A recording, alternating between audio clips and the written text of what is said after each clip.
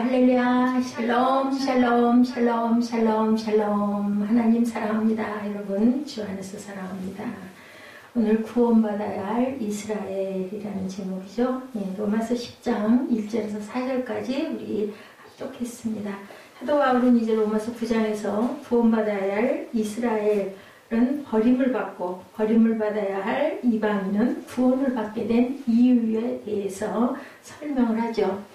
구원받아야 할 이스라엘이 버림을 받은 이유는 지적하죠.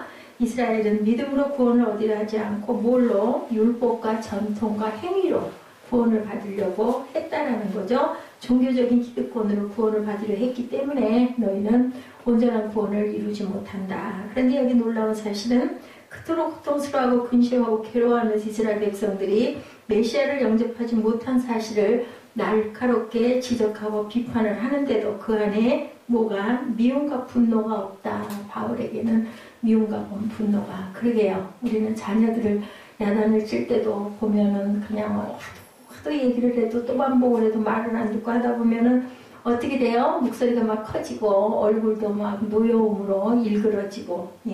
하나님 보시면 얼마나 한심하실까. 근데 우리 바울은 그렇게 유대인들에게 너희들은 그렇게 율법과 종교적인 그런 행위로 구원을 받으려고 하느냐라고 이렇게 야단을 치면서도 얼굴에는 절대로 분노의 노함이 없었다. 모든 부모는 자기 자식을 사랑하는데도 불구하고 우리는 자녀들을 야단칠 때 우리 감정이 드러날 때가 많습니다. 그리고 때려주고 나중에 후회를 하죠. 그런데 사도 바울은 자기 민족 이스라엘이 너무너무 가슴이 아파요. 이러한 잘 모르고 행위를 가지고 율법을 가지고 구원을 이루려고 하는 부분. 이 호통을 치고 야단하는데 그 안에 분노나 미움의 감정이 하나도 없었다라는 거죠. 사랑이겠죠. 사랑 때문에, 긍휼 때문에 너희를 절대로 그렇게 하면 안 되는데 안타까움인 거죠. 그러다 보면 너무너무 불쌍한 마음이 있으니 그들이 그렇게 믿고 분노가 일어나겠느냐는 거죠. 안쓰럽죠. 그런 마음이었다. 바울에게는 어떻게 하면 이스라엘 돌교 구원받게 할 수 있을까 하는 그 마음, 그 안타까움, 내가 도대체 어떻게 해야 쟤들을 변화시킬까, 이 마음밖에 없었다. 이 영적 태도는 모세에게도 있었죠. 이스라엘 백성들이 하나님을 배신하고 우상을 숭배하고 하나님 앞에서 무서운 죄를 자꾸 짓죠. 바알을 숭배하고 풍요의 신을 만들어 놓고 금송아지 만들어 놓고 40일 동안 돌판 받아갖고 10개월 받아갖고 내려오는 그걸 못 참고 그저 송아지 만들어가지고 그 앞에다 막 절하고 하는 모습 보고 두 돌판을 그냥 던져버리는 그런 일이 일어났었습니다. 하나님께 간절히 사정하고 이스라엘 백성 앞에서 너무너무 분노해서 10배명을 던질 때도 모세의 마음 깊은 곳에는 자기 백성을 향한 사랑, 저들을 어떻게 구원할까. 이제 하나님께서 노하셔서 다 멸해버리실 텐데 큰일 났다. 그러니까 막 미리 우리 엄마하고 아빠가 자녀들 야단칠 때 어때요? 엄마가 다 눈치 보고는 아빠가 아주 불호령이 내려질 것 같으면 엄마가 미리 앞서가지고 막 애들 막 야단치거든요. 막 때려주고 막 소리 지르고 그러면 아빠가 혼을 내려고 작정을 했다가도 그냥 저렇게 그냥 엄마가 저기 야단을 치는데 나까지 그러면 안 되지 그러고 숨을 죽일 때가 많아요. 아마 모세는 이런 마음이 아니었을까. 그렇게 해서 엄마 치매 뒤에서 엄마한테 매좀 몇 대 맞고 소리만 지르지만 엄마 때리는 게 아파요. 그러면 그냥 아빠의 그 무서운 벌을 면했던 그런 기억이 저도 있습니다. 하나님이 죄인을 심판하시고 야단치시지만 우리 하나님은 탕자를 맞이하려는 아버지의 마음을 갖고 계신 분이다. 예수님을 십자가에 못 박아 죽인 사람도 있었죠. 제자 중에도 배신자가 있었어요. 우리가 너무 잘 알죠? 그들은 예수님을 못 박았어요. 그러나 예수님은 아버지여 저들의 죄를 용서하여 주옵소서 하고 기도하고 십자가에 못 박히셨습니다. 저들은 자기가 뭘 했는지 모르니까 저들을 용서해달라고 기도했죠. 바울이 상한 심정은 9장 1절에서도 볼 수 있고 오늘 읽은 10장 1절에서도 나타나 있습니다. 9장 1절에 뭐라고 말씀해요? 내가 그리스도 안에서 참말을 하고 거짓말을 아니하노라. 나에게 큰 근심이 있는 것과 마음에 그치지 않는 고통이 있는 것을 내 양심이 성령 안에서 나와 더불어 증언한다.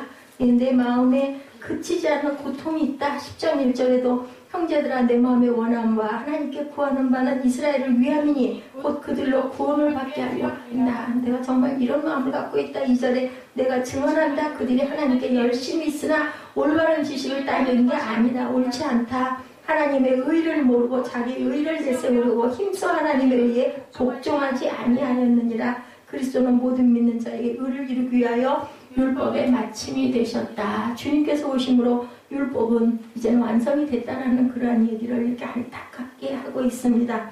예, 그런 것처럼 바울 자신은 자신에게 너무나 기막힌 고난과 근심이 나에게도 있었다. 10장에서 이런 바울의 상한 심령, 고난의 얘기가 계속되는데 여기서는 이렇게 얘기하죠. 내 마음에 원하는 바와 하나님께 구하는 바는 이스라엘을 위한 거다. 곧 저희로 구원을 얻게 하려고 내가 이러는 것이다.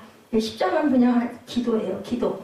바울은 내 마음에 원하는 바 그리고 내가 하나님께 간절히 구하는 바는 이스라엘의 구원이라고 기도하고 있어요. 이렇게 9장에서 10장으로 넘어가면서 고통에서 기도로 발전한 것을 우리가 보게 됩니다. 우리 어때요? 마음에 정말 근심과 고통, 도대체 어떻게 할 바를 모를 때는 우리가 계속해서 그 부분을 생각을 하다 보면 나도 모르게 하나님께 간구하고 있는 모습을 우리가 볼 때가 있습니다. 뭐 그게 꼭 눈을 감고가 아니어도 우리가 간절한 마음이 있다 보면 그것이 기도가 되죠. 찬양도 마찬가지죠. 곡조가 있는 기도로 오늘도 제가 그래서 가사에 집중점을 두고 찬양들을 좀 골라봤습니다. 우리가 사랑하면 기도하게 된다. 사랑이냐 미움이냐를 판가름할 수 있는 것은 기도하느냐 기도하지 않느냐의 차이에 있다라는 것. 정말 우리가 아버지를 사랑한다면 사순절 기간 동안을 무엇을 하든 마음에 기도하는 마음을 가지고 경건한 마음으로 조금 다른 때라면 조금 다른 그러한 마음과 마음가짐을 가져야 된다. 우리가 매일 하루 종일 기도하고 있을 수는 없지만 무엇을 하든 무엇을 먹든 어디를 가든 무슨 소리를 듣든 거기에서 주님을 떠올릴 줄 알아야 된다. 우리를 위하여 지금 통곡하고 땀방울이 핏방울이 되도록 기도하고 계신 그 모습 제 40일을 하루하루 세면서 어디로 가요? 십자가로 한 발 한 발 가고 계시죠. 우리가 아무리 좋은 소리를 해도 기도하지 않는다면 사랑하는 것이 아니다. 우리가 누군가를 너무 보고 싶어 해요. 그러면 그런 말 있죠. 텔레파시가 통한다고. 그래서 정말 사랑하는 사람 마음이 통하는 아주 정말 단짝 같은 벗끼리는 같은 생각들을 많이 한다고 합니다. 그런 것처럼 이심전심이다. 생각하면 우리가 마음이 통한다라는 거죠. 예, 바울에게 이 상한 심령은 처음에는 고통이었는데 10장으로 넘어가면서 그것이 하나님께 드리는 기도로 변했습니다. 바울의 마음은 이런 것이죠. 하나님 아버지 이스라엘을 버리지 마시옵소서, 포기하지 마시옵소서, 그리고 기다려주고 한 번만 더 참아주십시오 하고 기도합니다. 이스라엘은 매를 맞더라도 돌아오게 될 것이다. 뭐 매 맞는 게 뭐 능사겠어요? 우리 자녀들 그죠? 잘 되게 하려면 지금 체벌이 없어서 아이들이 너무 제멋대로라는 얘기들이 많이 있죠. 예, 뭐 그 종아리가 그냥 피가 맺히도록 그렇게 종아리를 맞고 나도 그래도 부모들은 어때요? 잘 때 그 아이의 그 종아리를 쓰다듬어주고 약을 발라주는 그 아버지의 마음을 부모의 마음이죠. 잘못해서 사형 선고를 받아서 오늘 그 인생이 끝나는 자식을 보는 부모 마음이 얼마나 안타깝겠어요. 저게 끝내는 구원받지 못하고 저렇게 가고만 해. 그때 그 만드신 분은 어떻게 했느냐는 거죠. 왜냐하면 우리 모두가 악한 자나 착한 자나 나오기는 어디에서 하나님이 만드셨으니까 나왔지 그냥 생긴 거는 없잖아요. 아무리 육의 자식이라도 만드시긴 하나님이 만드신 거죠. 생명은. 참으로 우리가 복음을 알았다면 정말 당신이 예수님을 안다면 사랑의 동기 때문에 구원의 동기 때문에 한 영혼이라도 구원하고 싶은 열정이 우리 마음 안에 있어야 된다. 과연 아주 모르는 생판 모르는 남이 아닌 내 주위 내 이웃 중에 내 그 형제 자매 중에 내가 가까운 친구들 중에 안 믿는 자를 위해서 이렇게 통한 마음을 저와 여러분들은 얼마만큼 갖고 계신지 그것이 바로 하나님 사람이고 구원에 대한 확신의 기준이다라는 얘기죠. 이렇게 죽어가는 영혼, 심판받는 영혼. 그 한보의 한 사장님. 처음에 제가 목사 안수 받고 그분 위해서 기도했거든요. 근데 참 제가 얼마나 믿음이 약하면 그걸 복음을 전하고 예수를 믿어야 된다는 얘기를 은연중에 또 딱 들이대놓고 하면은 반감 가지니까 이렇게 하면서도 마음속으로 어떻게 했냐면은 돌아가기 전에 믿을라나? 이런 마음을 먹었어요. 내가 항상 중보를 했거든요. 마음속으로. 기도할 때마다 그분을 떠올리면서 그렇게 기도를 하고 또 이름을 부르면서도 기도를 하고 그랬는데 그냥 어느 날 갑자기 뭐 물론 우리 개신교 교회를 나가는 건 아니지만 나 성당에 나가 그러더니 아주 그냥 자연스럽게 할렐루야 소리를 얼마나 잘하는지 몰라요. 무슨 인사를 할 때마다 할렐루야 하고 할렐루야 제가 하면은 받아서 할렐루야 하고 웃으면서 인사를 해요. 그렇게 저를 잘 섬기고 뭘 많이 보러 다니고 하시던 분이. 그래서 제가 생각해서 오늘도 언뜻 생각이 나더라고요. 나는 정말 믿는다고 하면서 무슨 아이하고 부모하고 뭐 어디를 가는데 그저 비 안 오게 해달라고 기도하고는 저 어른들은 다 우산을 챙기는데 아이가 우산을 안 챙기더라면서요. 왜 너는 우산 안 갖고 가니? 기도했잖아요. 했더래잖아요. 그런 것처럼 얼마나 내가 믿음이 연약하면 이렇게 기도하면서도 언제나 구원을 받으려나 이런 마음을 가졌던 내 마음 안에서의 소리를 제가 오늘도 참 부끄러워했습니다. 하나님께서는 미리 딱 점 찍어 놓은 자는 딱 그때가 되면 누구를 통해서든지 꼭 이렇게 해서 구원해 내시는구나 하는 마음, 정말 예수만 믿으면 좋겠는데 했는데 끝내 뭐 때문에 하기가 어떤 계기가 있었다고 얘기는 하던데 언제 시간이 되면 내가 그 얘기를 해줄게요. 그러면 그런 기회를 못 가져서 어떻게 그렇게 벼랑간에 한꺼번에 그렇게 탁 그렇게 돌아섰는지 그 부분에 대한 얘기는 듣지는 못했습니다. 그렇기 때문에 우리는 나로 인함이든 누구로 인함이든 내가 모르는 어떤 사람으로 인함이든 우리는 믿지 않는 사람 이웃을 위해서 우리는 기도해야 된다. 구원의 기도를 해야 되겠죠. 마음, 하나님의 마음, 바울이 가졌던 자기 민족을 향하는 마음이 우리 마음 안에도 이렇게 있어야 되겠죠. 내 자녀 아니면 내 부모, 내 일가 친척, 내 가까운 친지를 향해서 이방인이 구원받을수록 이스라엘은 구원받지 못한다는 사실이 사도 바울의 마음을 자꾸 괴롭혔어요. 왜 그럴까요? 저 이방인들은 다 구원을 받는데 우리 이스라엘, 우리 민족들은 구원을 못 받으니 얼마나 안타깝겠어요. 예수 믿고 나서 가장 중요한 것은 예수 믿지 않는 사람에 대한 눈물. 그것이 가장 귀한 거죠. 예수 믿지 않는 영혼 저렇게 가면 지옥 갈 텐데 멸망받을 텐데 그 생각을 하면서 우리가 눈물을 흘려서 기도하는 것, 그것을 누가 하나님께서 가장 기뻐하시죠. 그건 또 억지로 되는 게 아니에요. 정말 기도하다 보면 그런 얘기들 하죠. 하나님이 그 영혼을 얼마나 사랑하시면 내가 기도를 하는데 이건 내 기도가 아니야. 이럴 때가 있습니다.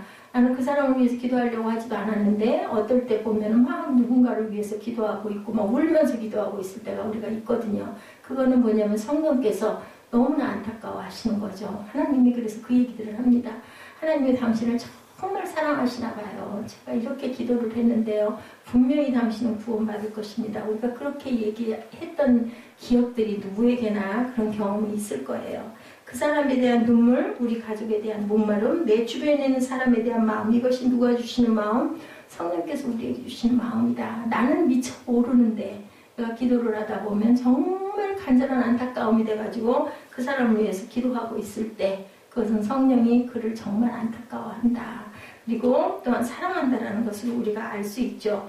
이스라엘 백성들은 누구보다도 하나님을 잘 안다고 스스로들은 내가 이만큼 율법을 잘 지키고 성경을 이렇게 잘 외우고 그죠? 내가 늘 이렇게 기도하는데 내가 하나님을 얼마나 잘 아는데 이렇게 다들 생각을 하는 거죠. 하나님에 대해서 유식하다고 본인들은 잘 안다고. 하지만 그것이 바로 문제다.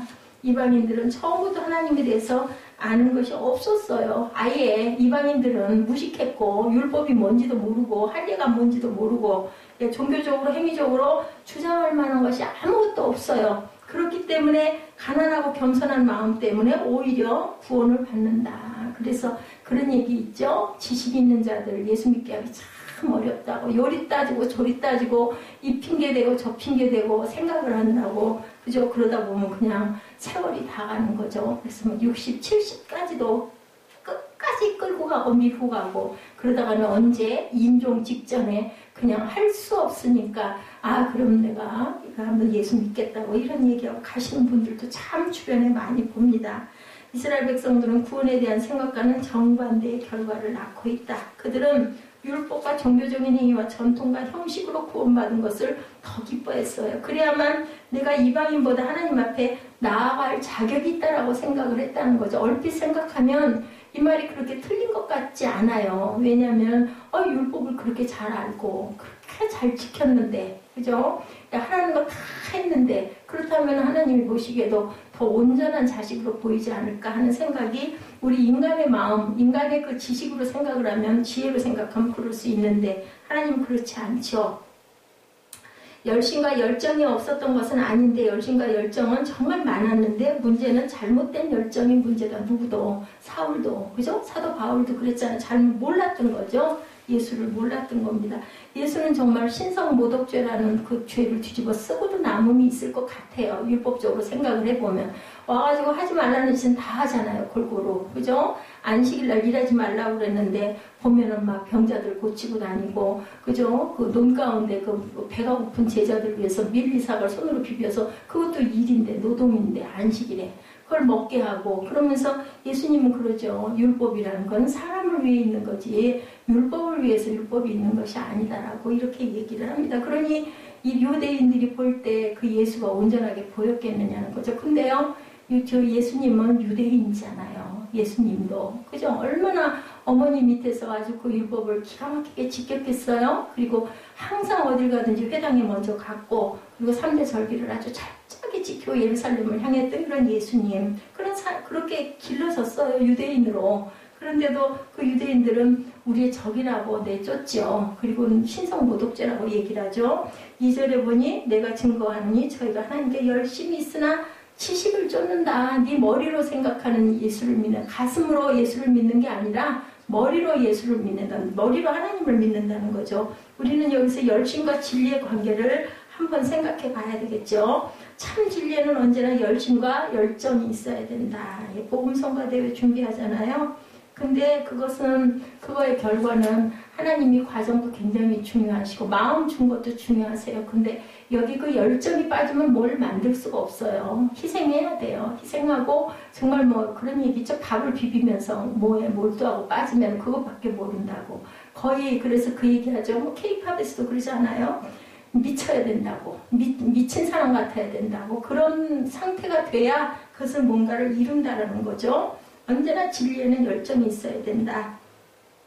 대학원에서 박사 논문을 쓰는 사람이 몇 년을 두고 해도 풀리지 않았던 문제가 아무리 실험을 해도 실패하다가 어느 날 새벽에 문득 아이디어가 떠올라서 해봤는데 되더라는 거죠. 이 사람이 얼마나 기분이 좋고 펄쩍펄쩍 뛸 만큼 흥분이 되겠어요.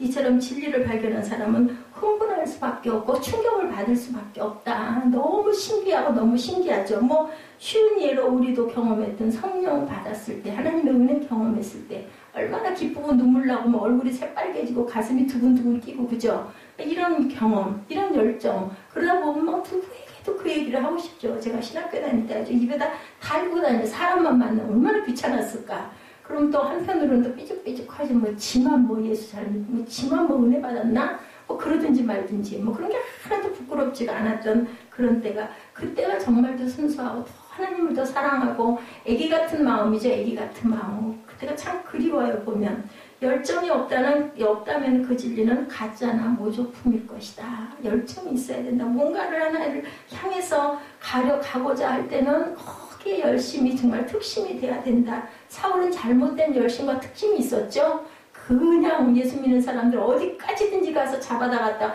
가두려고 열심과 특심, 그거를 하나님께서 아셨기 때문에 그걸 깨닫게 하시는 일을 하셨어요. 하나님이. 저 녀석은 조금만 잘못된 것만 바로잡아 돌려놓으면 그 열심과 특심을 가지고 어디까지는 세상 끝까지 다니면서 하나님의 나라를 확장할 그릇이다라는 생각을 했기 때문에 하나님께서 그 바울의 열정을 쓰신 거예요. 전 내가 택한 그릇이라고 말씀하죠. 예수님께서. 차깃한 진리라는 건 없다라는 걸 우리가 꼭 생각해야 된다. 행동하지 않은 지성은 더 이상 지성일 수가 없고, 뜨거운 마음이 없는 지식은 참 지식이 아니다. 우리가 어떤 그 좋은 책 한 권을 읽어도 그렇죠.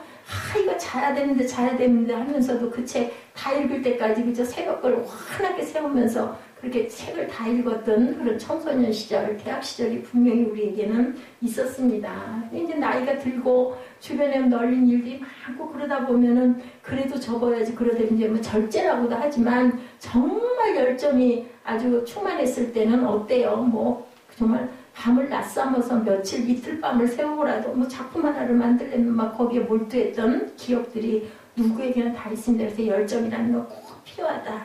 진리에는 열정이 있지만 열정이 있다고 다 진리는 또 아닐 수 있습니다. 그것도 우리가 또 잘 생각해 봐야 된다. 이해가 공산주의들. 그 사람들은 어때요? 정말 열정적이죠? 열심히 있지만 옳은 게 아니죠. 북한 주민들은 김일성, 김정일 하면 말만 들어도 이름만 들어도 눈물을 줄줄 흘린다고 그래요. 얼마나 교육이 기가 막히게 그 세뇌를 시켜놨는지 눈물을 흘린다고 그것이 진짜 진리이겠느냐. 우리가 이거를 좀 극단적인 얘기는 하지만 생각해 볼 줄도 알아야 된다. 이것이 바로 이스라엘의 모습이었고 바울이 되기 전에 사울의 모습이었다. 그건 온전치가 않은 거죠. 예, 그 잘못된 열정이었다. 근데 그 마음이 깨지고 나면 그거를 딱 뒤집어서 확실하게 깨닫게 하고 나면 그 근본적인 그 타성은 어디로 가지 않는다라는 거죠. 그걸 하나님께서는 쓰신다라는 겁니다.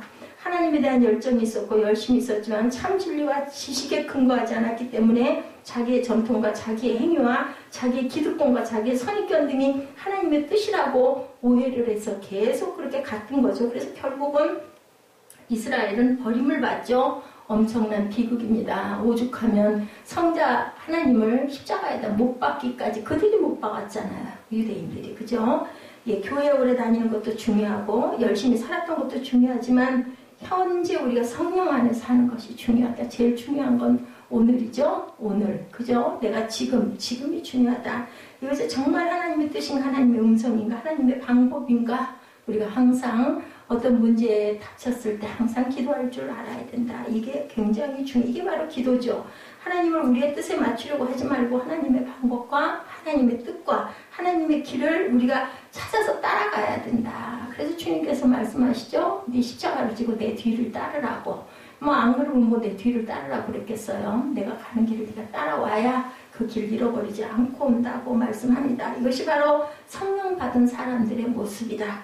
날마다 우리가 새로워져야 된다. 우리는 날마다 자신을 수정해야 된다. 내 목소리가 커질 때는 어때요? 열심은 있었으나 지식에 이르지 못한 내용 바로 3절에 하나님의 의를 모르고 자기 의를 세우려고 힘써 하나님의 의를 복종치 아니하였느니라.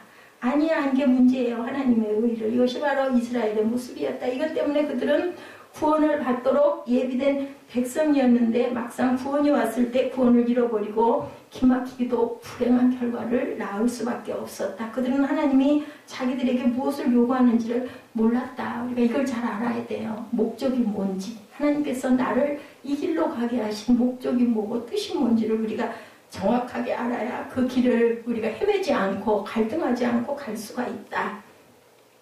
3절 첫 부분에 보면 이스라엘은 하나님의 의의를 모르고 하나님을 오해했다라는 거죠. 혹시 하나님에 대해서 우리는 무지하지는 않은지 우리가 이 본문을 가지고 생각하면서 또한 저와 여러분에게 접목을 해서 묵상을 해봐야 되겠죠.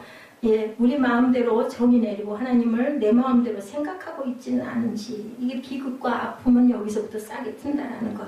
하나님을 내 마음대로 이분은 하나님일 것이다. 이것이 성경의 뜻일 것이다 라고 제한된 지식을 가지고 딱 그걸 못을 박아버리는 게 아주 무서운 잘못된 오해, 잘못된 부분이라는 거죠. 두 번째로 이스라엘은 자기의 의의를 세우려고 했다. 하나님의 의의에 대해서 무지하면 누구의 의의가 자기 의의가 열심이고 그것이 열정이고 이것이 믿음이고 이것이 정말 내 충성이라고 생각할 수가 있다는 거죠. 자기 의로움을 자꾸 주장하게 되죠. 자기 주장이 많아지고 말이 많아진다. 내가 옳다고 생각하는 거. 그렇게 자기 의의를 세우려고 하면 그 다음에 세 번째로는 힘써 하나님의 의의를 복종하지 않는다. 불순종이죠. 반항을 하게 된다.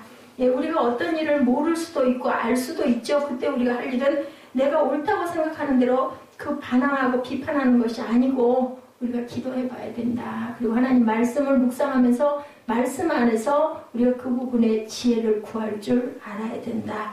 나도 잘못할 수 있기 때문에 우리는 계속 기도해야 되죠. 무릎 꿇고 겸손하게 하나님의 뜻을 알게 주옵소서. 하나님의 버린 자들은 보면 다들 하나님께 불순종한 자들이 그 버림을 받았어요. 부족한 자들, 죄 지은 자를 버리지 않으셨어요. 불순종하고 하고 그리고 깨닫지 못하고 끝까지 돌이키지 않는 자들을 하나님께서는 버리셨다는 걸 우리가 구약에도 신약에도 우리가 알 수가 있죠. 그런 것들을 지정당했을 때 그들은 자존심이 상해하죠. 더 크게 반발하고 자기 의의를 세우고 끝까지 옳다는 것을 주장하고 메시아를 결국은 십자가에 못 박아버리는 것. 그저 누구야? 가룟 유다도 결국은 그렇게 후회는 했는데 돌이키지를 않았기 때문에 결국은 사망으로 끝날 수밖에 없다라는 것.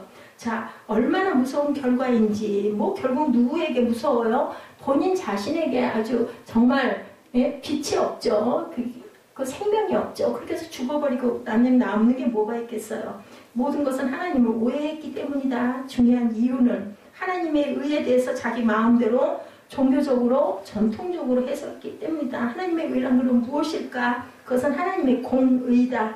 하나님에게는 사랑도 있고 공의도 있죠. 사랑과 공의는 두 개가 아니라 하나다. 하나님의 성품 안에는 그죠? 우리가 성령의 9가지 열매가 뭐라고요? 복수가 아니라 단수라고 그랬잖아요. 한 성품 안에 그 9가지가 있는 것처럼 하나님의 성품 안에는 사랑과 2가지 공의가 함께 있다는 거죠. 인간 안에 무슨 정의나 의가 있겠느냐? 어떻게 인간의 의로 하나님의 의를 생각할 수 있겠느냐? 의란 뭔데? 죄가 없는 상태인데 우리가 그 상태가 될 수는 없어요. 그렇기 때문에 하나님께서 우리를 의롭다 칭해 주셨다고 하겠죠. 그런 사람이 한 사람이라도 있었다면 누구는 예를 들면 아브라함은 의로웠느니라 이렇게 얘기할 거예요. 근데 아니죠.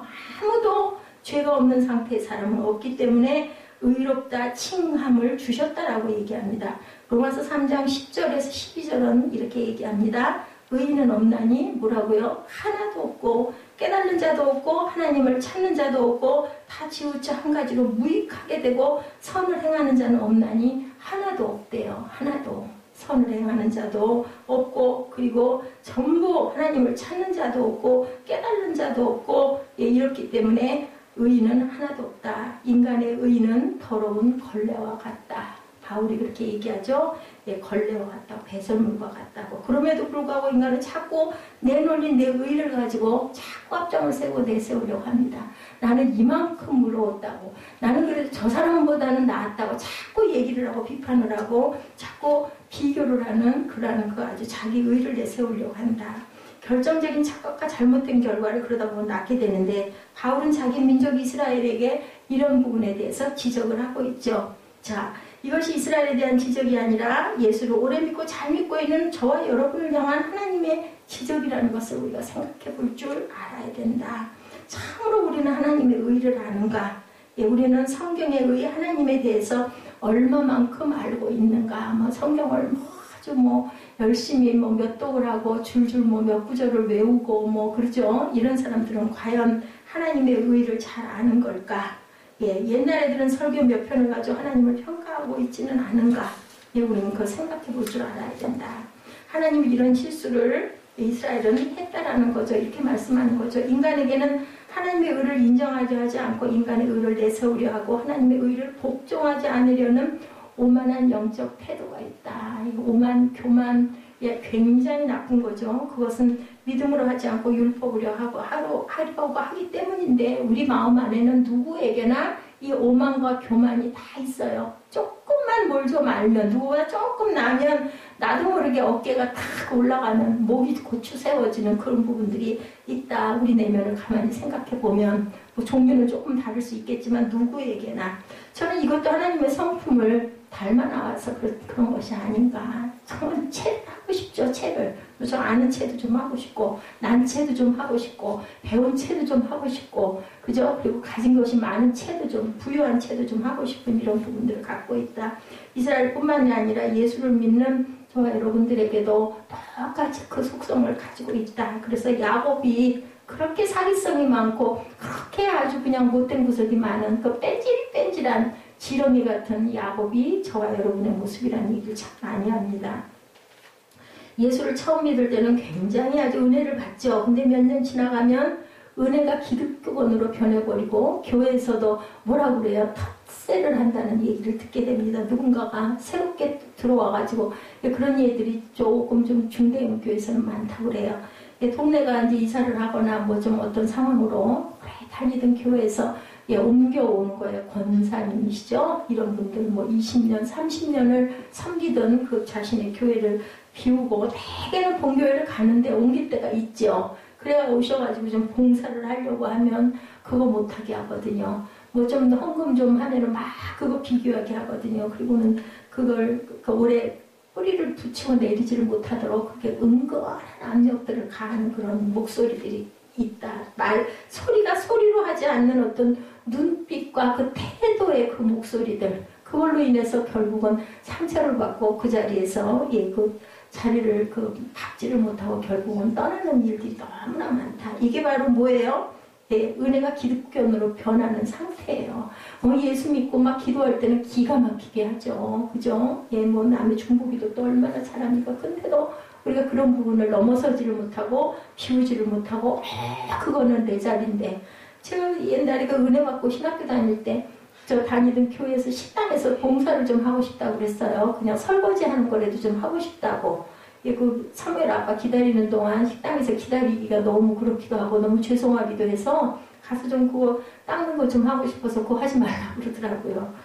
그래서 나는 식당에서 그릇 닦는 것도 할 수 있는 주제가 못 되는구나. 참 오래전 얘기긴 합니다만 이해가 안 갔어요. 그때 무슨 대단한 번쩍번쩍한 일을 하겠다는 게 아니라 그냥 거기서 설거지하는 것 좀 돕고 싶습니다 했는데도 조금 좀 상의를 해보겠다고 하더니 한 일주일쯤 후에 그거 안 된다고 얘기를 하더라고요. 그래요. 보니까 어떤 이유가 있었겠죠. 제가 모르는 이유가 있었을 겁니다. 이렇게 사람들은 자기의 따리를 딱 틀어요. 자기들만의 울타리를 이렇게 쌓는 거. 교회는 그러면 안 되는데, 정말 은혜 받은 사람들은 아무리 헌금을 많이 하더라도, 봉사를 많이 하더라도 근데 그거 어려워요. 사실은 저도 그 경험이 있습니다. 몇 천만 원을 딱 드리고 나면 왠지 모르게 괜히, 그죠? 누군가 어떤 목사님 날 좀 이상한 눈빛으로 바라보지는 않나? 이런 마음이 있더라고요. 정말 어리석은 마음인데 결국은 드러내고 싶어지는 거죠. 참 이게 죄고, 이러니 의로운 자가 누가 있겠어요. 그냥 쉬운 예로도 그래요. 생각해보면 하나님께 내놓을 만한 것으로 우리들이 정말 여길 일이 아니다. 어떤 봉사를 했던, 뭔가를 섬겼던 그 섬김이라는 게, 그래서 주님께서 말씀하시죠. 네가 오른손으로 한 일이 왼손이 알지 못하게 하라고 말씀을 하는 이유가 그겁니다. 은혜가 율법으로 돌아가면 주장을 하게 된다는 거. 내 의의를 자꾸 세우려고 한다는 거. 그리고 또 못해요. 좀 못한 사람 보면 자꾸 눈에 거슬리잖아요. 나쁘니까 막 판단을 하게 되죠. 아이고, 저 집사님은, 아이고, 저 형제님은 도대체 왜 저럴까? 이 마음이 막 기가 막힌 거죠. 우리가 혼자서 울고락. 그게 우리 성도들 뿐만이 아니에요. 목사님들 어느 교회 부목사로 가셨는데, 지금 훌륭한 목사님이잖아요. 그 목사님도 기도하셨대잖아요. 하나님, 난 저 집사님 때문에 이 교회 도저히 못 있겠습니다. 그러고는 작정을 하고, 한 달인가를 작정을 하고 새벽마다 기도를 했대요. 이걸 나를 다른 데로 옮겨주시든지, 저 집사님 마음이 변화되게 해주시든지. 그랬더니 30일 되는 날인가, 그때까지 아무 변화가 없더니 하나님의 음성, 성령의 음성이겠죠. 니는 어떠고 있는지 한번 돌아봐라 라고 얘기를 하셔가지고, 내가 변해야 되겠다 이 생각을 했다는 얘기. 아주 그 훌륭한 목사님이 그런 청년 때 그런 일이 있어요. 누구에게나 그런 거. 목사이고 주의 종이긴 하지만 하나님에 대한 사랑이 조금 열정이 있어서 그저 하나님 길을 가는 거지 다르겠어요. 똑같죠. 그러다 보니까는 그 집사님 때문에 도저히 나는 이 교회를 섬길 수가 없겠습니다. 그랬더니 그런 성도 하나도 네가 감동을 못하면서 무슨 종이 되겠느냐.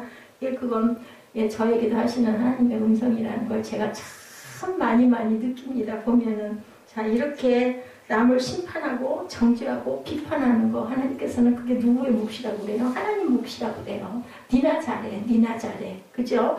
이런 것은 율법적인 인간으로 돌아갔다라는 것을 우리가 그런 상태일 때 내가 율법적이 됐구나라고 생각을 하면 된다. 결국은 은혜냐 율법이냐 하는 문제, 은혜여야 된다는 거죠. 은혜는 뭐라 그래요? 우리 목사 안수 받으면 그런 얘기해요. 다들 겸손이죠.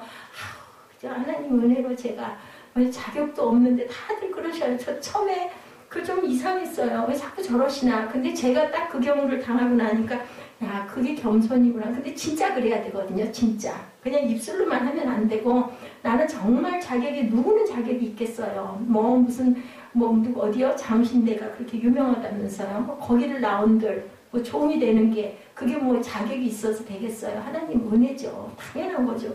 내가 나된 것이 다 하나님 은혜죠. 내가 하나님께 그죠? 이렇게 부름을 받은 것도 하나님이 나를 선택하신 것도 내가 잘나서가 아니잖아요. 어떤 청년 물에 빠졌는데 자기는 정신을 잃었는데 나중에 보니까 누가 건져줬더래잖아요. 그럼 자기가 살고자 하는 의지가 있었던 게 아니잖아요. 나는 이미 그냥 정신 잃고 죽었어. 죽을 수도 있고 살 수도 있는데 누군가에게 발견돼서 내가 건져져서 깨어나고 살아났다면 그거는 정말 은혜죠. 내가 살려고 노력한 게 아니잖아요. 이렇기 때문에 우리는 정말 누구도 자격이 있거나 훌륭해서가 아니다. 정말 하나님의 은혜다. 영적 전쟁에 있어서 영적인 패배는 내가 얼마나 실수를 했고 잘못을 했고 도덕적인 실수를 했느냐 있지 않다. 그죠? 예, 내 삶의 은혜의 삶이냐 아니면 율법적인 삶이냐가 승리나 패배냐를 결정한다. 은혜의 삶을 살아야 된다. 율법적인 삶은 절대로 내가 그 은혜 안에 의를 이루고 갈 수가 없다는 것을 우리가 꼭 깨달아야 된다. 그래서 그 얘기하죠.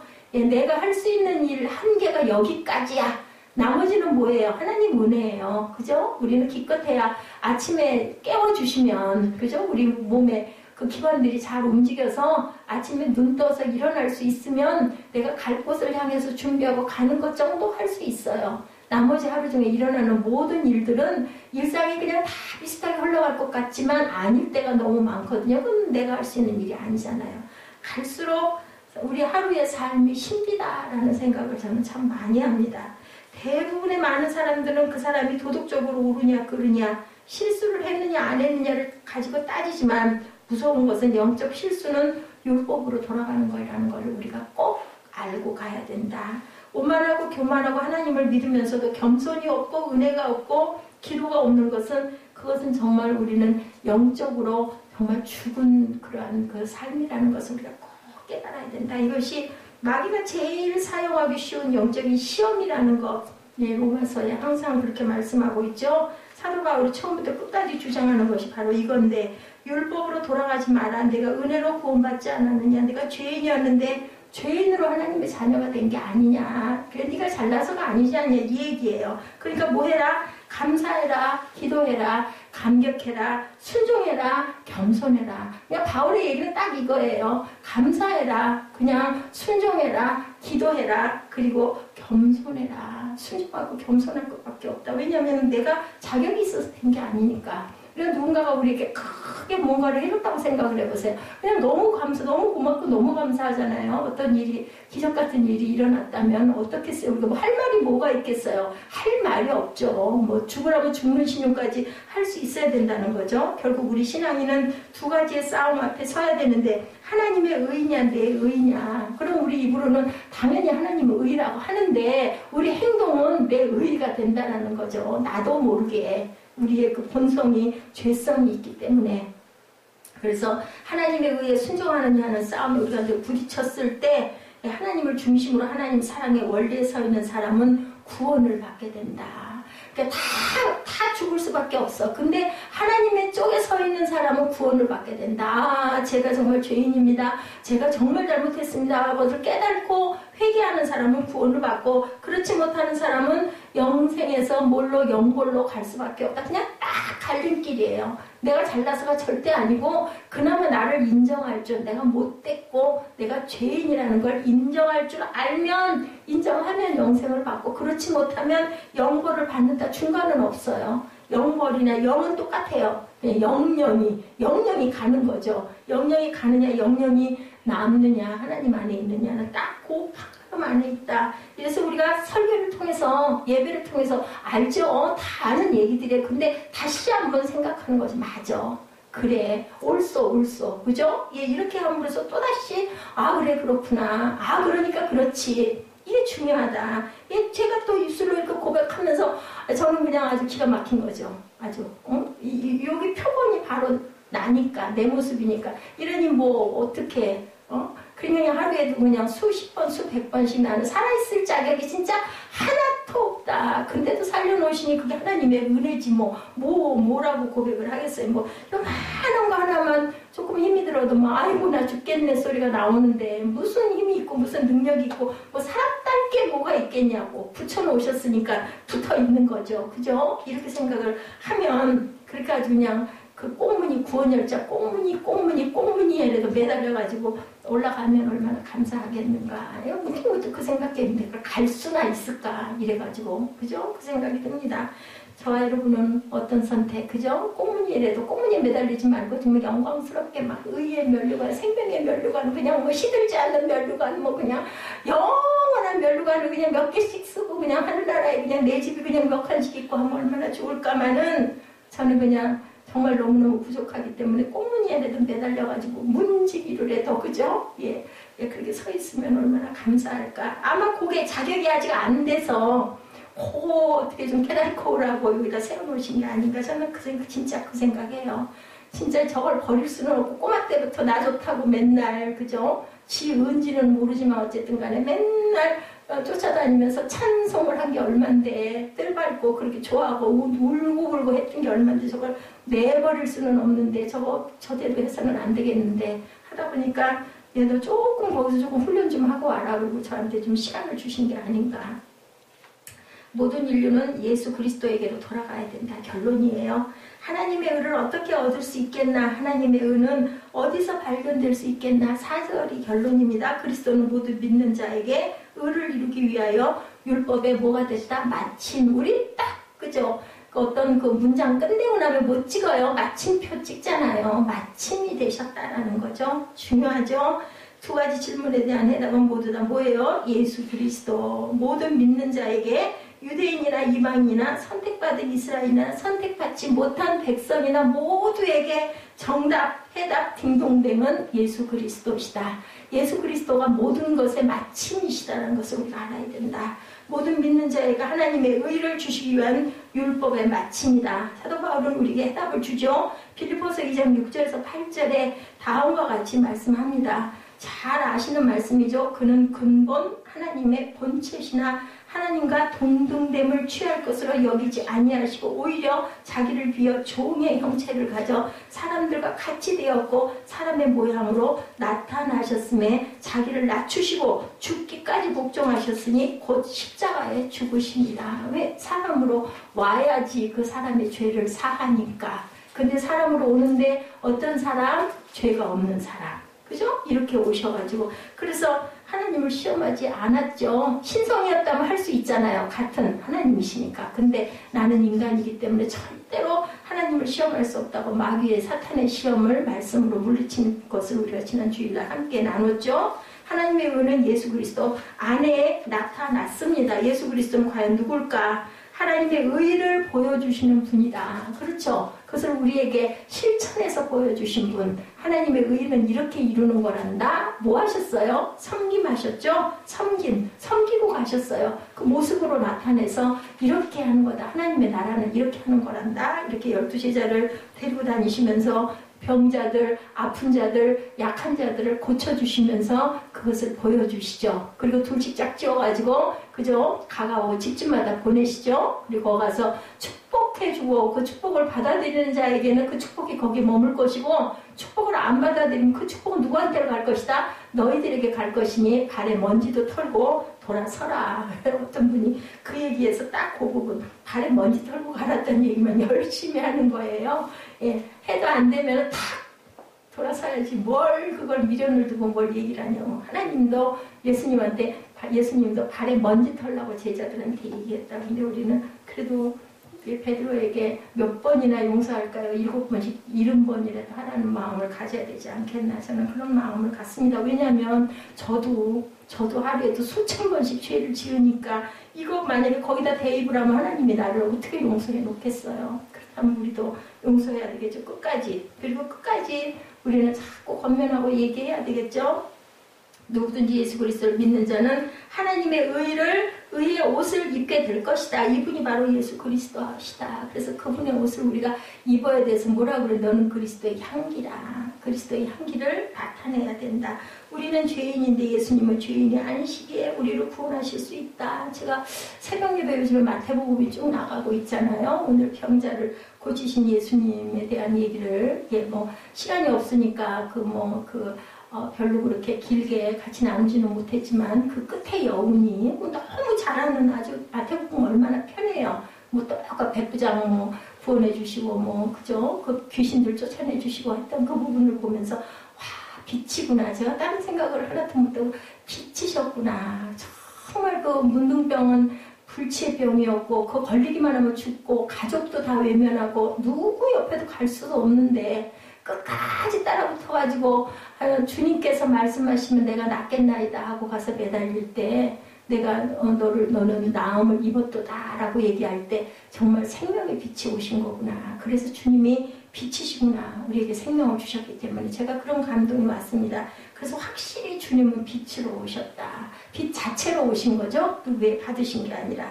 우리는 죄인이지만 예수님은 죄인이 아니시기 때문에 우리를 구원할 수 있다. 내 의는 더러운 걸레 같지만 예수 그리스도의 의는 하나님의 의이시기 때문에 나에게 그 의의 옷을 입혀주신다. 예수 그리스도를 우리는 그래서 항상 바라봐야 된다. 온전하게 바라볼 줄 아는 저와 여러분 되시길 바랍니다.